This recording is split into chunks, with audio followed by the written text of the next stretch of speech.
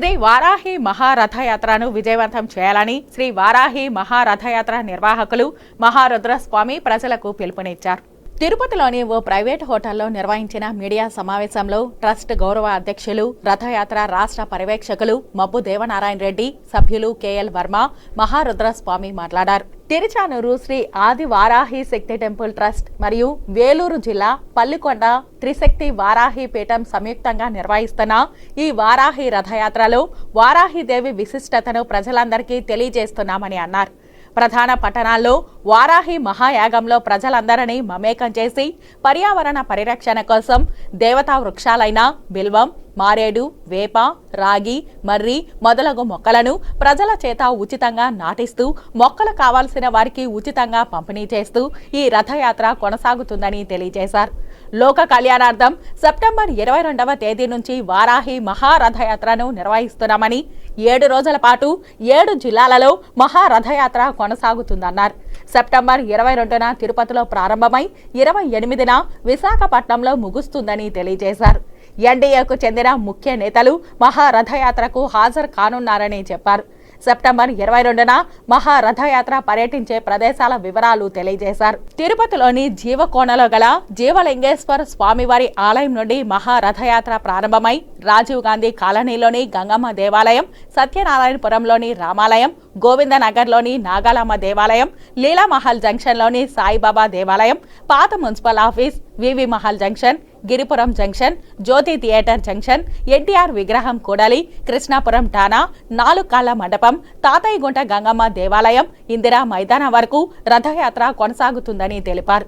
ప్రతి చోట 15 నుంచి 30 నిమిషాల వరకు ఆపి పూజలు, ప్రసాద వితరణ చేస్తామని తెలిపారు. ఇందిరా మైదానంలో సాయంత్రం 6 గంటల నుంచి రాత్రి 8 గంటల వరకు శ్రీ వారాహి మహాయాగం జరుగుతుందని తెలిపారు. యాగ ప్రవేశం ఉచితమని, రాత్రి 8 గంటల నుంచి 9 గంటల వరకు ప్రసాదాలు, ఉచిత భోజనం ఏర్పాటు చేయడం జరిగిందని, ప్రజలందరూ ఈ వారాహి మహాయాగంలో పాల్గొని వారాహి దేవి కృపకు పాత్రులు కావాలని విజ్ఞప్తి చేశారు. పరిస్థితులు రావడానికి కారణం గత ప్రభుత్వంలో చెట్లు కొట్టడం అనేది చాలా పెద్ద సమస్య. మన తిరుపతిలో మీకు తెలిసి ఉంటుంది ఎన్ని చెట్లు కొట్టేశారో, ఎన్ని వందల వేల చెట్లు కొట్టేశారు.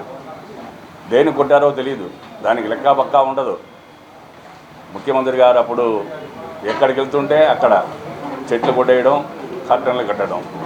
ఎందుకు అలా చేస్తారో తెలియదు. అసలు వృక్ష సంపదని ధ్వంసం చేసే అధికారం ఈ రాష్ట్ర ప్రభుత్వానికి అప్పుడు ఎవరిచ్చారో దాన్ని ఎందుకు పట్టించుకోలేదో ఎవ్వరికి అర్థం కాకుండా ఆ రోజు అటువంటి పనికిరాని పనులన్నీ చేయడం వల్లే ఇవాళ ఇటువంటి విపత్కర పరిస్థితులు రావడానికి ముఖ్య కారణంగా అనిపించి వీళ్ళ ద్వారా నేను మహారథయాత్రని పెడుతూ ఈ వృక్షాలని మా ముఖ్యమంత్రి గారు, డిప్యూటీ సీఎం గారు ఇద్దరు ఆదేశాల మేరకు ప్రతి ఊర్లో, ఏ ఊర్లో అయితే ఇది మహారథయాత్ర జరుగుతుందో అక్కడంతా ఒక 1000 చెట్లన్నా నాటుకుంటూ ముఖ్యమైన ప్రదేశాల్లో మంచి వృక్షాలు ఈ ఊర్లో కూడా ప్రతి ప్లేస్లో కూడా మేమే దగ్గర నాటిస్తూ మున్సిపల్ ఆఫీస్ తరఫున వర్మకి చెప్పడం జరిగింది.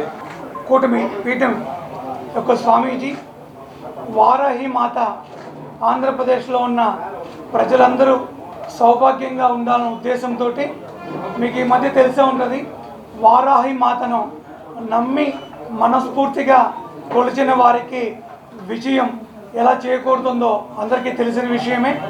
ప్రజలందరికీ కూడా వారాహి మాత మీద ఉన్నటువంటి అపోహలు తొలగించి ఆమె క్షుద్రదేవత, ఉగ్రదేవత కాదు, కోరిన కోర్కులు తీర్చే కల్పవల్లి పంచమి నాయకి వారాహి మాత అని చెబుతూ చెప్పినప్పటికీ మేము లేదు, మీరు దీంట్లో భాగస్వామ్యమైతే మరింత కార్యక్రమాల్ని మేము ముందుకు తీసుకుపోగలుగుతామని సెలవిచ్చి ఆయన మనస్ఫూర్తిగా అంగీకరించి ఈ యొక్క వారాహి శక్తి టెంపుల్ ట్రస్ట్కి గౌరవ అధ్యక్షులుగా మేము ఆయన్ని నియమించుకోవడం జరిగింది.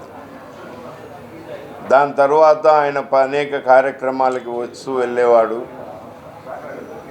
తమిళనాడు, కర్ణాటక, కేరళ, ఒరిస్సాల నుంచి మా యూట్యూబ్ ఛానల్ ద్వారా అమ్మవారి వీక్షించి ఇన్స్టాగ్రామ్, ఫేస్బుక్ వివిధ మాధ్యమాల ద్వారా అమ్మవారి విశేషాలను తెలుసుకున్న అనేకమంది సుదూర ప్రాంతాల నుంచి శ్రీ ఆదివారాహి అమ్మవారిని, తిరుచానూరులో ఉన్న అమ్మవారిని దర్శించుకోవడానికి వచ్చేవారు.